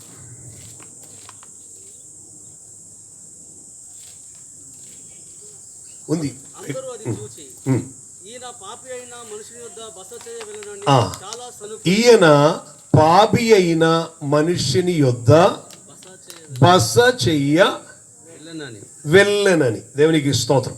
బస చేయడం అంటే చిన్నపిల్లలు చెప్తున్నాడు బస కట్టమంట కాదు. దేవునికి స్తోత్రం. బస చేయటం అంటే నివసించుటకు. ఆమేన్. ప్రభు అయిన యేసుక్రీస్తు వారి ఈ భూమిలో శరీరధారి అయి ఉన్నటువంటి కాలం. ఆ కాలంలో యేసుక్రీస్తు వారు, నేను ఇక్కడ ఉన్నాను, హలో స్తోత్రం, ఆమేన్. మధ్యలో ఒకరు వెళ్ళిపోతే వాక్యం అట్టు వెళ్ళిపోయినట్టు అందరూ చూసి వాక్యం వెళ్ళిపోవాలి ఇక్కడ. దేవునికి స్తోత్రం. శ్రద్ధగా వినండి. సో యేసుక్రీస్తు వారు ఒక చోటకి వచ్చారు. ఆయన ఎక్కడికి వచ్చారంటే అక్కడ బైబిల్లోనే రాయబడి ఉన్నది, ఆయన ఎరిహో అని ఒక ఊరికి వచ్చారు. ఎరికో అనే ఒక ఊరిలోనికి ఆయన వచ్చారు. ఆ ఊరినకు ఒక ప్రత్యేకత ఉంది. అంటే వేరేం కాదు, శపితమైన ఊరు, శాపమున్న ఊరు. స్తోత్రం. మీరేంటి అందరూ ఈ సమాధిలో నాటిన సిలువల్లాగా కూర్చున్నారు? హలో, నీకు అర్థమవుతుందా? నీకు అర్థం కాకపోతే నేను మలయాళంలో మాట్లాడతాను. నేను మలయాళిని. స్తోత్రం. నా తెలుగు మీకు అర్థమవుతుందా? అందరికీ అర్థమవుతుందా? అర్థమవుతుందా? ఆమె స్తోత్రం. కానీ నేను చెప్తున్నది మీకు అర్థం కాకపోతే ఇక్కడ ఉండి అరగంట నేను వాక్యం చెప్పిన తర్వాత ఏ ప్రయోజనం? అందుకే అర్థమవుతుందని అడుగుతున్నాను. ఆమేన్. ఈ ప్రాంతంలోనికి నేను మొదటిసారి, అవును, లేదు, ఈ ప్రాంతంలోనికి నేను లైఫ్లోనే మొదటిసారి వస్తున్నాను. స్తోత్రం. దైవ చిత్తం అయితే మరలా వస్తాను, దేవుడు పంపిస్తే. కానీ నేను వచ్చినా రాకపోయినా ఇక్కడ ఉన్న వాళ్ళని మరలా పరలోకం చూడాలని ఆశిస్తున్నాను. ఆమేన్. అర్థమవుతుంది. నిత్య జీవంలో మనం అందరూ ఉండాలి అని ఆశిస్తున్నాం. అందుకే ఈ విషయం చెప్తున్నాం. దేవునికి స్తోత్రం. లేకపోతే వచ్చి ఆమేన్ స్తోత్రం చెప్పి ప్రార్థన చేసుకుని ఖర్చు చేసి డెడికేషన్ అయిపోయింది వెళ్ళిపోవచ్చు, ఈజీగా పని. ఆమేన్. కానీ నన్ను పంపిన దేవునికి ఒక ఉద్దేశం ఉంది. ఇక్కడ చేరి వచ్చిన మీ గురించి ఒక ఉద్దేశం ఉన్నది. In my time I say, మీరు రాలా, మిమ్మల్ని రెప్పించారు దేవుడు. దేవునికి ఒక ఉద్దేశం ఉన్నది కనుక దేవుడు రెప్పించారు. ఆయన ప్రేమ మీరు తెలుసుకోవాలని, ఆయన మీ గురించి కలిగి ఉన్నటువంటి ఆయన సంకల్పం మీరందరూ తెలుసుకోవాలని దేవుడు ఆశిస్తున్నారు. హల్లెలూయా. ఆమేన్. కాస్త నవ్వచ్చు కదండి, ఇంతసేపు నేను నవ్వుతుంటే. ఎవరా కొందరు చాలా సీరియస్గా ఉన్నారు. మాకు అన్నం తినడానికి కొంచెం కూడా ఆకలి అని అప్పుడు ఎక్కువ తినొచ్చు. దేవునికి స్తోత్రం. కొంచెం ఫ్రీగా ఉండండి, కాస్త ఫ్రీగా ఉండండి. ఆమేన్. నేను మిమ్మల్ని ఇబ్బంది పెట్టడానికి రాలేదు, ఓన్లీ ట్రబుల్ పెట్టడానికి వచ్చాను. ఓకే, లూకాసు వార్తలో నుండి వాక్యమే చదువుతున్నాను. బైబిల్ లేని వారు బైబిల్ ఎక్కడైనా ఫ్రీగా దొరుకుతా అని వెతకకుండా కొనండి. ఫ్రీ బైబిల్ వెతకూడదు. ఒక చోట్ల వెళ్ళేటప్పుడు నేను పాత నిబంధనలో ఒక విషయం చెప్తున్నాను. ముందు ఒక వ్యక్తి బైబిల్ మొత్తం వెతుకుతాను, దొరకట్లా. కానీ ఫ్రీగా దొరికే గిడియన్స్ బైబిల్ ఉంది చేతిలో. నన్ను కొత్త నిబంధనే కదా ఉంది, నన్ను పాత నిబంధనే లేదు కనుక కొత్త నిబంధన పట్టుకొని పాత నిబంధన ఉండి వెతుకుతున్నా, ఫుల్ వెతుకుతున్నా. అప్పుడు నేను చెప్పాను కొనాలి అని. దేవునికి స్తోత్రం, స్తోత్రం, స్తోత్రం. ఒక ఆమేన్ చెప్తామా? హల్లెలూయా. నా మీద కోపం ఉన్న వాళ్ళు కూడా చెప్పండి హల్లెలూయా. అన్నారులే. దేవునికి స్తోత్రం. హల్లెలూయా. పర్లేదు. Okay okay. సో ఈ వాక్యములు చూడండి. బస చేయుటకు వెళ్ళారు. యేసుక్రీస్తు వారు ఎరికోలోకి వచ్చారు. ఎరికో శపితమైన ఒక పట్టణం. శపితమైన పట్టణంలోనికి వచ్చినప్పుడు ఆ శపితమైన ఊరిలో ఒక వ్యక్తి ఉండను. అతను ట్యాక్స్ కలెక్టర్, ధనవంతుడైన వ్యక్తి. ఇంకా మామూలు ధనవంతుడు కాదండి. అతను ట్యాక్స్ కలెక్ట్ చేసేటప్పుడు అతను కొంచెం ఎక్స్ట్రా కలెక్ట్ చేసేవాడు. ఎక్కువ పన్నులు వసూలు చేసుకొని ఆ ఎక్కువ వచ్చినటువంటి దానితో మంచి ధనము కలిగిన సంపన్నుడై మారిన ఒక వ్యక్తి. సో ఊరిలోనే ఈ ట్యాక్స్ కలెక్టర్ అయినటువంటి ఒక వ్యక్తి ఆ కాలంలోను ఈ కాలంలో పబ్లిక్లో చెప్పకపోయినా లోపల చెప్తారు. ఎలా చెప్తారంటే, వాడు దుష్టుడని, దుర్మార్గుడని, అన్నీ సంపాదించుకున్నాడు. అది ఎవరిని గురించి ఎక్కువ చెప్తారంటే రాజకీయ నాయకుల గురించి చెప్తారు. ఆమేన్. ఈ మధ్యలో ఎక్కువ వినిపిస్తున్నది 2 ఎకరతో స్టార్ట్ చేశారంట, ఇప్పుడు ఎకరం ఎంత ఉందని అతనికే తెలియదంట. ఏదైనా ఆమేన్ ఇలా చెప్తారు, డైరెక్ట్గా చెప్పరు కానీ చెప్తారు. ఆ కాలంలో కూడా అన్యాయముగా డబ్బులు సంపాదించుకునే వ్యక్తిని గురించి పాపి అని ఒక పేరు ఉండదు. ఈ కాలంలో ఆ వ్యక్తి గురించి పాపి అని చెప్పరు. స్తోత్రం. నేను చెప్పేటప్పుడు మా గురించి అయినా ఈయన చెప్తున్నారు అని ఎవరికైనా బాధ కలిగితే మీ గురించే. స్తోత్రం. కారణం మీకు అలా ఫీల్ వచ్చిందంటే మీ గురించే కదా. ఆమేన్. స్తోత్రం. ఇంకా ఫీల్ ఏమీ రావట్లేదు అని అంటే ఫీల్ వచ్చే రీతిలో నేను మాట్లాడతాను, కానీ మీకు అది అర్థం అవ్వాలి. ఏ రీతిలో ఇది మీలోనికి చేరాలి. ఈ సబ్జెక్ట్ మీకు అర్థమయ్యే తీరాలి. హల్లెలూయా. సో యేసుక్రీస్తు వారు శపితమైన పట్టణంలో వచ్చినప్పుడు శపితమైన పట్టణంలో శపితమైన కార్యములు చేసి సంపన్నుడైన ఒక వ్యక్తి ఉండరు. ఆమేన్. అతను అన్యాయముగా సంపాదించారు. అన్యాయముగా సంపాదించుకొని ఆస్తి పెంచుకొని చాలా ధనవంతుడై ఉన్నటువంటి సమయం ఆ శపితమైన ఊరిలోనికి ఆశీర్వాదమై ఒకరు వస్తున్నారు. ఆయన ఏ ప్రభు అయిన యేసుక్రీస్తు వారు. ఆ యేసుక్రీస్తు వారు అక్కడికి వచ్చినప్పుడు ఈ ట్యాక్స్ కలెక్టర్ అయిన ఈ వ్యక్తి ధనవంతుడై ఉండను. స్తోత్రం. ఎక్కువ ధనం మోసి ఎక్కువ డబ్బులు సంపాదించి చాలా డబ్బులు మోసిన కనుక కొంచెం హైట్ తగ్గిపోయింది బాబు. దేవునికి స్తోత్రం. అందుకొరకు ఈయన ఏం చేశారంటే యేసుని చూడాలని ఆశించారు. ఆమె హైట్ తగ్గిపోయినందున కాదు, యేసు చూడాలని ఆశించారు. ఆమె ఈయన విన్నది ఏమిటంటే యేసు అంటే మిరకిల్ వర్కర్. స్తోత్రం. 5 రొట్టెలు 5,000 మందికి పంచిపెడతారు. సో నా ఆలోచన చెప్పాలంటే ఈయనలో ఒక యేసుని చూడాలని ఆశ కలగటానికి ఒక్క కారణం ఏమిటి అంటే ఈయన విన్నారు 5 రొట్టెలు 5,000. ఆమె ఈయనకి ఒక 5,000 ఇస్తే అప్పుడు ఎంత రావచ్చు? అర్థమవుతుందా? స్తోత్రం. ఆయన చేతికి 5 రొట్టెలు ఇస్తే ఆయన 5,000గా మార్చేస్తారు. అప్పుడు ఈయన చేతికి 5,000 ఇస్తే ఎంత అవుతుంది? ఈయన ఆలోచన ఉండొచ్చు. నేను అదేమి రాయలేదు బైబిల్లో, ఇది ఎక్కడ బైబిల్ ఉందని చెప్పి నన్ను అడగడానికి రాకూడదు. నేను చెప్తాను, నేను అలా అనుకుంటున్నాను అన్నాను. స్తోత్రం. ఆమె ప్రసంగికులు హలో మెసేజ్ టైంలో అటు నడవద్దు. మీటింగ్ ముగించేటప్పుడు పద్మనాభ గారు చాక్లెట్ ఇస్తారు, నేనేం తీసుకున్నా. దేవునికి స్తోత్రం. శ్రద్ధగా ఉండండి. ఓకే. సో ఆయన ఇంకొకటి ఏమిటంటే మేబీ ఇలా కూడా ఉండవచ్చు కారణం. అదేమిటంటే ఈయన ట్యాక్స్ కలెక్ట్ చేస్తున్నప్పుడు ఒకరు అడుగుతున్నారు, అంటే అయ్యా ఇది అన్యాయమే కదా, ఇంత మా దగ్గర తీసుకోవటం లేదు, నీవు ఇవ్వాల్సిందే అని చెప్తున్నప్పుడు పక్కన ఉన్న ఒక వ్యక్తి చెప్తాడు, పర్వాలేదు, మన ఆదరించే మన యేసునాథుడు ఉన్నారు. హల్లెలూయా. అర్థమవుతుందా? సో 2 రీతిలో కూడా ఈయన యేసు అని వినేటప్పుడు యేసు ఎవరు, యేసు అంటే ఇంత ప్రత్యేకత ఏంటి? కొందరు డబ్బులు నష్టమైనా పర్వాలేదు అంటున్నారు, యేసు ఉన్నారంటున్నారు. ఇక యేసు అద్భుతం చేసేని వింటున్నాం. అప్పుడు యేసు దగ్గరికి వెళ్తే మేబీ డబ్బులు పెరగొచ్చేమో.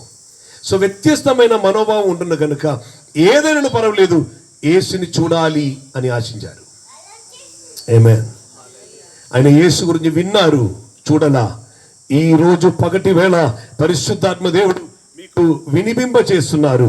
ఎందుకొరకంటే త్వరలోనే మనమైన చూడబోతున్నాం. అతి త్వరలో యేసు తిరిగి వస్తారు కనుక మనమైన చూడబోతున్నాం. దేవునికి మహిమ కలుగును గాక. సో యేసుని చూడాలని ఆశించినటువంటి ఈ వ్యక్తి ఏం చేశారంటే, ఇది యేసుని చూడాలని ఆశ ఉన్నవారు చేయవలసిన కార్యం. ఈయన తను ఉన్న స్థలం నుండి లేచారు. ఆమేన్. లేచి యేసు ఏ త్రోవలో రానై ఉన్నారో ఆ త్రోవలో యేసునకు ముందుగానే పరిగెత్తి వెళ్ళారు. మనకు స్వాభావికంగా ఇప్పుడు నేను అక్కడి నుంచి ఇటు వచ్చాను, అక్కడి నుంచి వచ్చిన నన్ను రిసీవ్ చేయటానికి ఇట్టు పరిగెత్తరు, అట్టే వస్తారు. హలో, మీకు అర్థమవుతుందా? వాక్యం విని మధ్యలో లేచి పరిగెత్తమన్నా అని చెప్పి వెంటనే పరిగెత్తవద్దు, వినాలి. స్తోత్రం. ఎవరినైనా కలవాలని అనుకుంటే వస్తున్న వ్యక్తికి మనం ఎదురుగా వెళ్తున్నాం కదా, అవునా కదా? సో అలాగనే వెళ్ళాలి. కానీ ఈ మనిషి చేసిన కార్యం, ఆయన రానై ఉన్న త్రోవలో ఆయన వస్తున్నారని ఎరిగి ముందుగా పరిగెత్తారు. యేసుని చూడాలని ఆశిస్తుంటే యేసు చూపిన మార్గములో ఆయన వచ్చే మునిపే మనం పరిగెత్తటం మొదలు పెట్టాలి. పౌలుని అడిగితే పౌలు చెప్తారు, నేను విశ్వాసమును కాపాడుకున్నాను, విశ్వాస సంబంధమైన మంచి పోరాటం పోరాడిదిని, నా పరుగు కడముట్టించిదిని. అంటే ఒక పరుగు ఉంది, విశ్వాస సంబంధమైన పరుగు. దేవునికి స్తోత్రం. ఈ జక్కయ్య ఏం చేశాడు, ఆ రూట్లో పరిగెత్తారు. కారణం, ఈయన అక్కడ ఉండి చూసేటప్పుడు యేసు కనిపించట్లా. నేను చెప్పాను కదా, ఈయన కొంచెం హైట్ తక్కువ. సో యేసయ్యను చూడటానికి సాధ్యం కాని రీతిలో యేసయ్య చుట్టూ మనుషులు ఉన్నారు, అందుకొరకు సాధ్యం కాలేదు. అందుకొరకు ఈయన ఏం చేశాడంటే పరిగెత్తిపోయి ఒక మేడు చెట్టు ఎక్కాను. స్తోత్రం.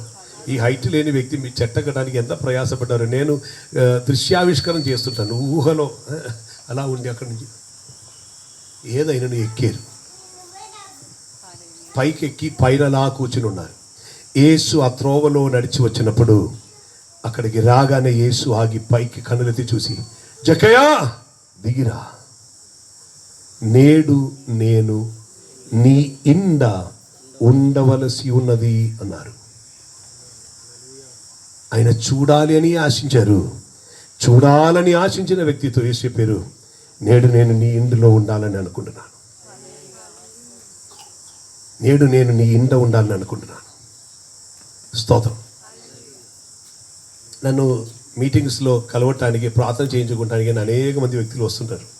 అనేక ప్రాంతంలో వెళ్ళేటప్పుడు ఒకవేళ నేనే వారికి చెప్పాను అనుకోండి, నేను మీ ఇంటికి వస్తానని చెప్తే వాళ్ళు అడుగుతున్నమాట, నిజమేనా, ఎప్పుడయ్యా అంటే ఇలా అడుగుతారు. నిజమా? వేరే కొందరు ఉన్నారు, మీరు వచ్చి ఒక అడుగు పెట్టి వెళ్ళండి, నేను చెప్తాను ఒక్క అడుగు పెట్టడానికి కుదరదు, 2 అడుగు పెడతాను. రావాలి కదా, నేను ఒక్క అడుగున పెట్టి ఎలా వెళ్ళిపోవటం. స్తోత్రం. మనుషులు అలాగే అడుగుతారు కదా పాస్టర్స్, ఇలా అడుగుతారు, మీరు ఒక్క అడుగు పెట్టి వెళ్ళండి అంటారు. ఒక్క అడుగు ఎలా పెడతారు? దేవునికి స్తోత్రం. కానీ వాళ్ళ ఆశే ఒక్క అడుగైనా. స్తోత్రం. యేసు ఆయనతో, నేను నీ ఇండ ఉండవలసి ఉన్నది అన్నారు. I must abide in thy house, నేను నీ ఇంటిలో ఉండాలి అన్నారు. ఈయనకి ఆశ్చర్యమైంది. ఈయన వెంటనే దిగారు, యేసుతో పాటు వెళ్తున్నారు. మీరు అదొకసారి విజువలైజ్ చేయండి. యేసు అనే ఆరోగ్యం ఉన్న ఒక యవనస్తుడు, ధనవంతుడుగా ఉండి డబ్బులు సంపాదించిన హైట్ తక్కువ ఉన్న ఒక వ్యక్తి, వీరిద్దరు కలిసి వెళ్తున్నారు. ఏమే స్తోత్రం. ఈ వ్యక్తి ఇలా మాట్లాడుతూ వెళ్తున్నారు, యేసు ఈయన చూసి మాట్లాడుతున్నారు. వీరిద్దరు ఇలా నడిచి వెళ్ళేటప్పుడు ఊరు వాళ్ళు చెప్పిన మాటయే మనం కొంచెం ముందు చదివిన వాక్యం. ఊరు వాళ్ళు ఏం చెప్పారు తెలుసా? ఒకసారి చదవండి భాస్కర్ ఆ వాక్యం. అందరూ అది చూచి ఈయన పాపి అయిన మనుషుని యొద్ద వారు ఆ ధనవంతునికి ఊరు వాళ్ళు పెట్టిన పేరే పాపి. పాపి అంటే ఎవరు? మిమ్మల్ని అడిగితే మీరంతా నేను కాను అంటారు. ఆమె స్తోత్రం. నేను కాను ఇలాగని అంటారు. నేను కాను అంటే పక్కన ఉన్న వ్యక్తి కావచ్చు, నేనైతే. యాక్చువల్లీ పాపం అనే మాటకి ఉన్న అర్థమేం తెలుసా? గ్రీక్లో హమర్తియా అని ఒక పదం ఉపయోగించారు. హమర్తియా పాపం అనే మాటకి ఉన్న సరి అయిన అర్థం. స్తోత్రం. మీకు వినిపిస్తుందా? ఆమె ఇక్కడ అందరూ అటు నడుస్తున్నారు కనుక అందరి చూపు అటుటే ఉంది, నేను అటు వస్తాను. దేవునికి స్తోత్రం. పాపం అనే మాటకి ఉన్న అర్థం, సరి అయిన అర్థం ఏం తెలుసా? పాపం అనే మాటకి ఉన్న సరి అయిన అర్థం లక్ష్యం తప్పిపోవటం, deviation from the original destination. When I and you get deviated from the destination or from our destiny, we are a sinner or we are sinning. మనం ఉదాహరణకి ఇక్కడికి వచ్చినటువంటి మనం తిరిగి మీరు మీ ఇంటికి వెళ్ళాలని ఆశిస్తున్నారు, నేను నా ఇంటికి వెళ్ళాలని ఆశిస్తున్నా కదా. సో మనకు తిరిగి వెళ్ళడానికి ఒక ఇల్లు ఉంది, అక్కడికి వెళ్ళాలని అనుకుంటున్నాం. సో వచ్చిన వ్యక్తి తిరిగి అక్కడికే వెళ్ళాలి, రైట్? ఇది కొంచెం కూడా అర్థమయ్యే రీతిలో చెప్పాలంటే, ఒక్క వ్యక్తికి స్తోత్రం, ఇద్దరు కూడా హెల్ప్ చేసేయండి, టక్ టక్ పెట్టేసేయండి, మధ్యలో ఇంకా డిస్టర్బెన్స్ అవుతుంది. ఇంకెవరైనా వచ్చేవాళ్ళంటే ముందు కూర్చోండి, ఇంక కుర్చీలు వేస్తే వెనక్కి వేయండి, అది బెటర్. వెనక ఎండ ఉందా? పర్వాలేదు, కొంచెం ఎండలో పండుతాం. Thank you, thank you. కొంచెం ముందు కూర్చుంటారా ప్లీజ్, ఇంకెవరికి ఇబ్బంది లేకుండా. Thank you. మార్క్ గారు ముందు కూర్చోండి. Okay. I want every one to understand, మీరు సమయమును కేటాయించుకుని వచ్చారు, నేను వచ్చాను, మనతో దేవుడు మాట్లాడుతున్నారు. దేవునికి స్తోత్రం. మనం ఒక బిడ్డను చదువు కొరకు స్కూల్కి లేదా హాస్టల్కి పంపించాను అనుకోండి. హాస్టల్ ఉండి చదువుతున్నారు. ఆమె హాస్టల్కి పంపినటువంటి బిడ్డ, ఇది ఈజీగా అర్థం అవడానికి నేను ఆడబిడ్డతో పోల్చుకుంటున్నాను. మీరు వేరే దొరకలేదని చెప్పి ఆడవాళ్ళు నా మీద కోపడవద్దు. కోపం ఎక్కువ ఉంటే కొంచెం ఎక్కువ కొరికి తినండి చాలు, మధ్యాహ్నం, నన్ను కాదు. దేవునికి స్తోత్రం. సో ఒక ఆడబిడ్డను మన హాస్టల్లో ఉండి చదవటానికి పంపించారు. ఓకే, అక్కడ ఉండి చదువుతున్న ఆ బిడ్డ ఎక్కడికి రావాలి? వెకేషన్ వచ్చేటప్పుడు తిరిగి మన ఇంటికి రావాలి కదా. వెకేషన్ టైం అయింది, మనము పోయి అడుగుతున్నాం, అయ్యో బిడ్డ ఇంకేనో ఇంటికి రాలేదు కదా అని అడిగేటప్పుడు, లేదండి ఇంటికి అని చెప్పి వెళ్ళారు అంటున్నా. ఇప్పుడు మనకి టెన్షన్ ఎక్కువ అవుతుంది. కారణం, మన ఇంటికి రాలా. అప్పుడు ఆ బిడ్డకి కాల్ చేస్తున్నాం. ఫోన్ చేసేటప్పుడు, అమ్మ ఎక్కడ ఉన్నారంటే, నేను ఇంటిలో ఉన్నాను. ఎక్కడ? ఏ ఇంటిలో అంటే, ఒక అబ్బాయిని ఇష్టపడ్డాను, అతని ఇంటిలోనే ఉన్నారు, కానీ రావాల్సిన ఇంటికి రాలా. వ్యత్యాసం అర్థమవుతుందా? ఎక్కడ ఉండాలి అక్కడ లేరు, ఇంటికి అని చెప్పారు, బట్ వేరే ఇంటికి వెళ్ళారు. అర్థం, లక్ష్యం తప్పిపోయారు. ఎక్కడ చేరాలో అక్కడ చేరలా. ఇది హమర్తియా. ఏది చెయ్యవలసి ఉన్నదో అది చేయకపోయినప్పుడు కూడా హమర్తియా అంటారు. ఏది మాట్లాడవలసి ఉన్నదో అది మాట్లాడకుండా వేరే మాట్లాడితే దాన్ని కూడా హమర్తి అంటారు. హమర్తి అనే మాటకి ఇంగ్లీష్లో SIN, సిన్, తెలుగులో పాపం. ఇప్పుడు మీకు అర్థమైందా? ఏది చెయ్యాలి, ఎక్కడికి వెళ్ళాలి, ఇది తప్పిపోతే అప్పుడు దానికి ఉపయోగిస్తున్న పదమే పాపం. ఇతడు పాపి అయిన ఒక మనిషితో వెళ్ళారన్నారు. అంటే అతడు చెయ్యవలసినది చెయ్యట్లేదు, చెయ్యకూడనిది చేస్తున్నారు. చెప్పవలసింది చెప్పట్లేదు, చెప్పకూడదు చెప్తున్నారు. అతడు ఎలా ఉండాలో, యాక్చువల్లీ యూదులకు ఉన్నటువంటి రీతి ప్రకారం అయితే లేని వారికి ఇవ్వాలి, లేని వారిని చేర్చుకోవాలి, ఆదుకోవాలి. అది ఏది చెయ్యని ఒక వ్యక్తి. అందు నిమిత్తం చెప్పారు, అతడు పాపి. ఆ పాపి అయిన మనిషి ఇంటిలో బస చెయ్యట్టుకు యేసు వెళ్తున్నారన్నారు. మీకు అర్థమైంది ఇప్పుడు సబ్జెక్ట్? ఆమె మెసేజ్ అన్నీ ముగించి వెళ్ళేటప్పుడు, ఈరోజు చెప్పారండి అది పాపి ఇల్లు అని. అనవసరమైన మాటలు చెప్పకూడదు. ఈ ఇంటి గురించి కాదు నేను చెప్తున్నాను. అందుకే నేను మొత్తం పూర్తిగా వినమని చెప్తున్నాను. లేకపోతే సగం వింటారు. కొందరికి ఒక ప్రత్యేకత ఉందండి, వారి బైబిల్ ప్రకారమే ఉన్నామంటారు. ఎలా తెలుసా? నేను బైబిల్లో ఏం చూపిస్తే అలాగనే చేస్తాను. ఉదయం బైబిల్ తరస్తారు, దానిలో ఏం రాసి ఉంటే ఆ ప్రకారం చేస్తారంట. ఒకరోజు ఒక వ్యక్తి బైబిల్ తెరచారు, అప్పుడు దానిలో రాసి ఉంది, ఇస్కరియోతు యూదా ఉరి వేసుకొని చనిపోయాడు, మూసాడు. స్తోత్రం. ఇది బాగలేదని. స్తోత్రం. మరలా బైబిల్ తెరచారు, నీవును అలాగను చెయ్యము.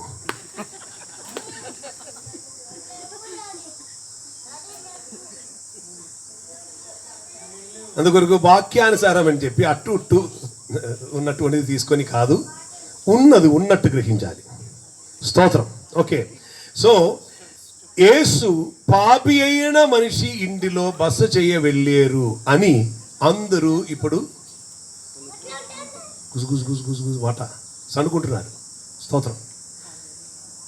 ఇప్పుడు వెళ్తున్న మార్గంలో ఏం జరిగింది చూద్దాం. నెక్స్ట్ వాక్యం. జక్కయ్య నిలబడి ఇదిగో ప్రభువా నా ఆస్తిలో సగం బీదలకిచ్చుచున్నాను అన్నారు. స్తోత్రం. ఆమేన్. జక్కయ్య అక్కడ ఆగి, యేసయ్యా నా ఆస్తిలో సగం నేను బీదలకు ఇవ్వబోతున్నాను అన్నారు. ఇప్పుడు యేసయ్యతో పాటు అనేక మంది నడిచి వస్తున్నారు, కానీ యేసయ్య ఎక్కడికి వెళ్ళిన అనేక మంది గుంపులు కూడి యేసయ్యని వెంబడిస్తూ ఉన్నారు.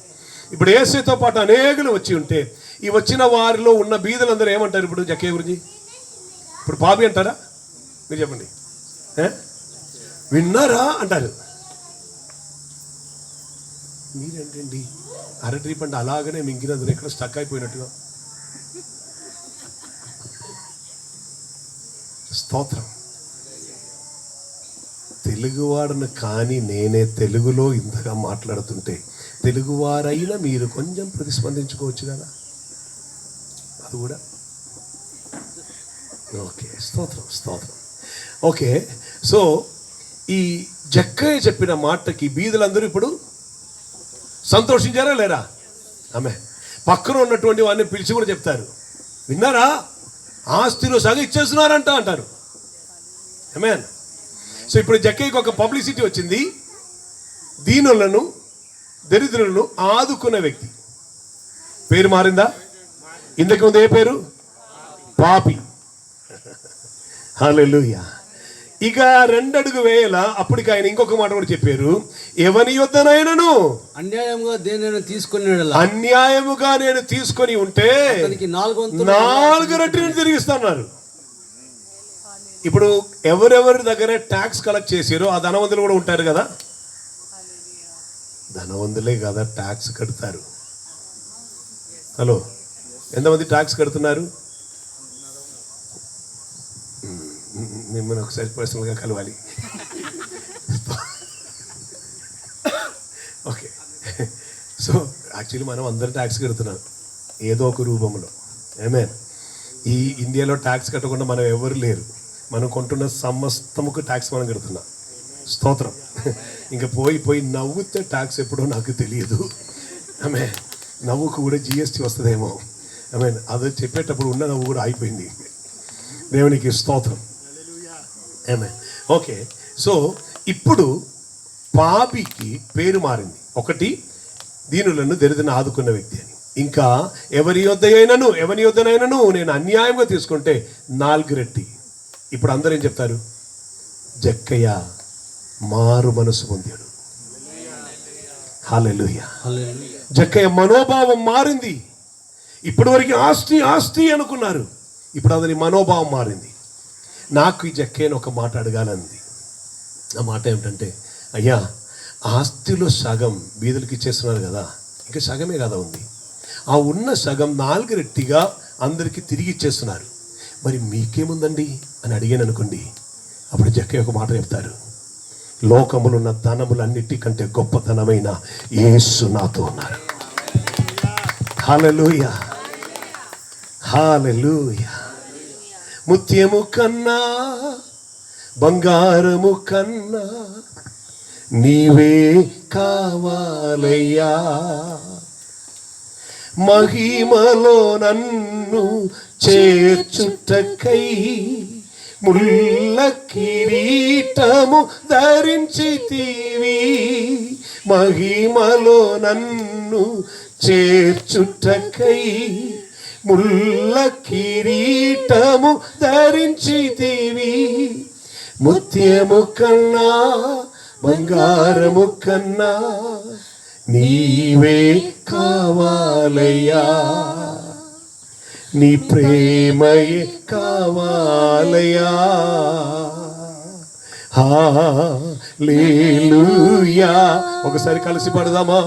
హల్లెలూయా.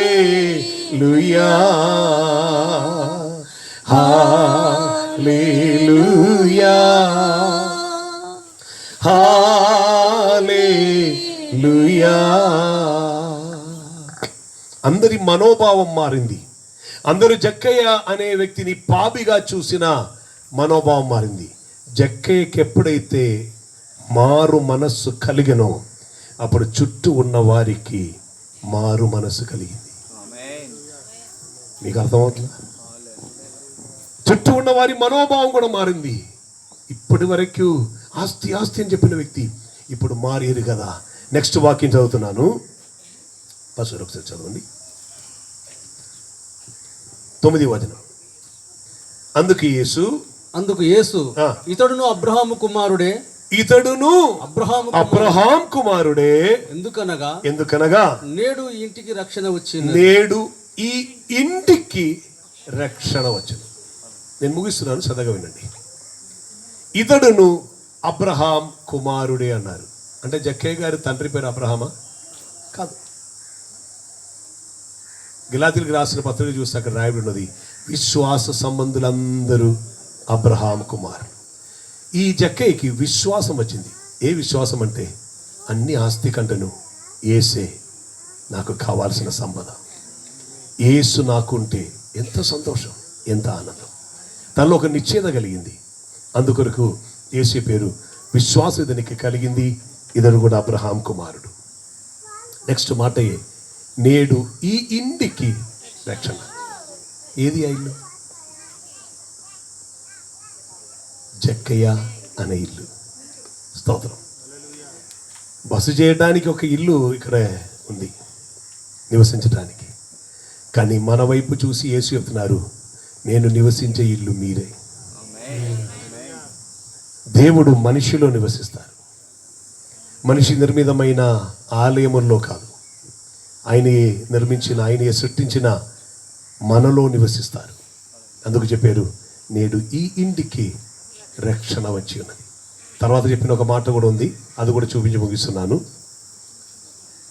నశించిన దానిని వెదకి రక్షించుటకే మనుష్య కుమారుడు వచ్చానని అతనితో చెప్పాడు. అప్పుడు దానికి ఉన్న అర్థం ఏంటి? ఈ ఆస్తి అన్ని సంపాదించి ఈ లోకములో ఉన్న విషయములు వెంబడి పరిగెత్తి అన్యాయముగా అన్ని చేస్తున్నప్పుడు ప్రభు ఒక పేరు పెట్టి ఉండను. ఆ పేరు ఇప్పుడే బయటికి వచ్చింది, నశించిపోతున్నారు. స్తోత్రం. మీకెవరికి ఇల్లు ఉండవద్దని, సంపద ఉండవద్దని ఏం చెప్పట్లా, అదన్నీ మంచిదే. కానీ అది కాదు మన ధ్యాస, మన ఆశ. మనకొకటి కావాలి, అన్నిటికంటే ముఖ్యంగా యేసు అనే రక్షకుడు కావాలి. ఆయనను కలిగి ఉంటే వేరే ఏది ఉండినను లేకపోయినను ఒకే రీతిలోనే. ఆయన లేరు అనుకోండి, మనం ఏమి సంపాదించినను ఏ ప్రయోజనము లేదు. కానీ ఆయన లేక, ఆయన ఉంటే ఏది లేకపోయినను మనం సంపన్నులం. హల్లెలూయా. నీకు అర్థమవుతుందా? అందుకే ఆ పాట పాడాను, నా భవనం మనోహరం, ఎంత ఆనందం, వర్ణనాతీతం, సమ్మోహనం. దూర మేఘ పొరలలో దూర తారాపదము కావల ఒక భవనమున్నది, ఒక నిత్యమైన నివాస స్థలం. అక్కడ మనం చేరుతుంది మట్టి శరీరంతో కాదు, మహిమగల శరీరంతో. మరణించిన వ్యక్తిని మరణం నుండి తిరిగి లేపటానికి, మరణం నుండి తిరిగి లేచిన యేసునాథునికి సాధ్యం. మహిమగల శరీరమును ధరింపచేసి నిత్యరాజ్యములో చేర్చుటకు యేసు తిరిగి రానై ఉన్నారు. నన్ను ఇల్లుగా మార్చిన అదే దేవుడు మిమ్మల్ని కూడా ఇల్లుగా చూడాలని ఆశిస్తున్నా. ఈ ఇంటికి డెడికేషన్ జరుగుతున్నప్పుడు మొదటిగా ఈ ఇంటికి డెడికేషన్ జరగాలి. ఈ ఇల్లు దేవునికి సమర్పించిన సాధ్యమైతే ఆయన మీరు ఎక్కడ ఉండినా మీతో ఉంటారు. ఒకవేళ యేసుని స్వీకరించిన వ్యక్తి అయితే ఒక్కసారి కూడా మిమ్మల్ని రీఎగ్జామిన్ చేయండి, పునఃపరిశోధన చేయండి. మరి ఒక్కసారి కూడా యేసు ఉన్నారా లేదా లోక ఆశలు వెంబడి పరిగెత్తున్నారా? ఇప్పటివరకు యేసు లేకుండా అన్నీ కలిగి ఉండినను, యేసు లేకపోతే జీవితంకి అర్థం లేదు. అర్థవంతమైన జీవితంలోనికి మనం వద్దాం. అట్టి కృపదేవుడు అనుగ్రహించునుగాక. ఆమేన్. హల్లెలూయా. మనమే దేవుని ఇల్లు. పరిశుద్ధ బైబిల్ హెబ్రీయులకు రాసిన పత్రిక 3వ అధ్యాయములో ఇలా రాయబడి ఉన్నది, ధైర్యమును నిరీక్షణ వలన కలుగు ఉత్సాహమును తుదమట్టుకు స్థిరముగా చేపట్టిన ఎడల మనమే ఆ దేవుని ఇల్లు. మోసే గురించి బైబిల్లో ఏం రాసింది తెలుసా? మోసే దేవుని ఇల్లందటిలో నమ్మకముగా ఉండను. ఇల్లు అందరూ ఒక స్వప్నం, ఒక కలలాగా ఉండేది, ఒక ఇల్లు.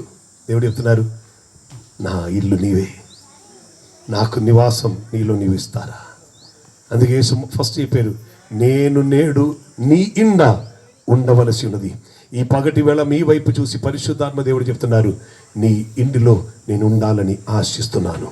జక్కయ్య చేర్చుకున్నట్లుగా యేసుని చేర్చుకోవడానికి మనస్సుంటే నశించిపోతున్న జీవితమును ఆయన రక్షణలోనికి నడిపిస్తారు. అట్టి కృపదేవుడు అనుగ్రహించును గాక. మనం ప్రార్థన చేద్దాం. దేవునికి స్తోత్రం. హల్లెలూయా. అలా మనం లేచి నిలబడదామా దేవుని పాదములో. థ్యాంక్ యూ అప్పా. హల్లెలూయా. నీతోనే ఉండుటయే జీవిత వాంఛయా నీ చిత్తం నెరవేర్చుటయే హృదయ తపనయ్యా నీతోనే ఉండుటయే జీవిత వాంఛయా నీ చిత్తం నెరవేర్చుటయే హృదయ తపనయ్యా యేసయ్యా నిన్నే కదా నా ముందు నిలిపేను యేసయ్యా నిన్నే కదా నా ముందు నిలిపేను నీతోనే ఉండుటయే జీవిత వాంఛయా నీ చిత్తం నెరవేర్చుటయే హృదయ తపనయ్యా పరిశుద్ధేమా మాతో నీవు మాట్లాడేరబ్బా మా హృదయంతో నీవు వాదిస్తున్న నీ దయకే నీకు స్తోత్రం ఈ రోజు వరకు మమ్మల్ని సజీవ లెక్కలో నిలబెట్టి మాకు కావాల్సిన ఆత్మీయ మన్నా ఇచ్చి శబిదమైన జీవితములో ఉండిపోయిన మమ్మను ఆశీర్వాదములోనికి నడిపించుటకై మా కొరకు నీ భూమిలోనికి దిగి వచ్చిన మా రక్షకుడ యేసునాథా ఆత్మస్వరూపి అయి వాక్యమై ఈ రోజు వచ్చి మాతో మాట్లాడుతున్న నీ దయకే నీకు స్తోత్రం తండ్రి ప్రతి హృదయంతో నీ వాదించమని ప్రార్థిస్తున్నాం ప్రతి ఒక్కరూ నీవు నివసించే నివాస స్థానమై నీవు నివసించే ఇల్లై ప్రతి ఒక్కరు మార్చబడును గాక అని మేము ప్రార్థిస్తున్నాం నమ్మకమైన వారముగా మేమందరం ఉండే భాగ్యం మాకు దయచేయి మాకు అనుగ్రహించిన ఈ సమయముకై స్తోత్రం ప్రత్యేకంగా నీ దాసునికి ఇచ్చినటువంటి ఇంటికై మేము నిన్ను స్తుతిస్తున్నాం నిత్య నివాసం మా కొరకు సిద్ధపరచుటకు నీ వెళ్ళి ఉన్నారు అది త్వరలో తిరిగి వచ్చి మమ్మల్ని చేర్చుకుంటారు అప్పటి వరకు ప్రభు వారికి ఇచ్చినటువంటి గృహములో నమ్మకముగా ఉండి నిన్ను మహింపరచు భాగ్యం అనేకులకు ఆశీర్వాదంగా ఉండటకున్న కృప నీ వారికి అనుగ్రహించమని ప్రార్థిస్తున్నాం చేరి వచ్చిన సేవకులను ఆశీర్వదిస్తున్నాం వారి పరిచర్లు అభివృద్ధి చెందుదురుగాక ఆత్మశక్తి చేత నింపబడుదురుగాక అనేకులను రక్షణలోనికి నీ ఇల్లుగా మార్చుటకున్న కృప వారికి దయచేయమని ప్రార్థిస్తున్నాం దాన్ని ఇక్కడ వచ్చిన వాక్యం విన్న ఒక్క వ్యక్తి కూడా నష్టం కాకుండా ప్రతి ఒక్కరును నిత్య భవనములో చేరినట్లుగా నిత్య రాజ్యం చేర్చబడినట్లుగా నీవు కృప చూపమని ప్రార్థిస్తున్నాం తండ్రి వాక్యం అనే విత్తనం వారి నుండి తొలగిపోకుండా 100 రెట్టి ఫలం ఇచ్చినట్లుగా మేము ప్రార్థిస్తున్నాం యేసునామమున ప్రార్థిస్తున్నాము తండ్రి అందరం కూర్చుందాం ఫ్యూ మినిట్స్ కూర్చున్నట్లయితే పద్మారావు గారు ముందుకొచ్చి టెస్ట్ మనీ చెప్పి వర్డ్ ఆఫ్ థ్యాంక్స్ చెప్తారు ఆ తర్వాత రిబన్ కటింగ్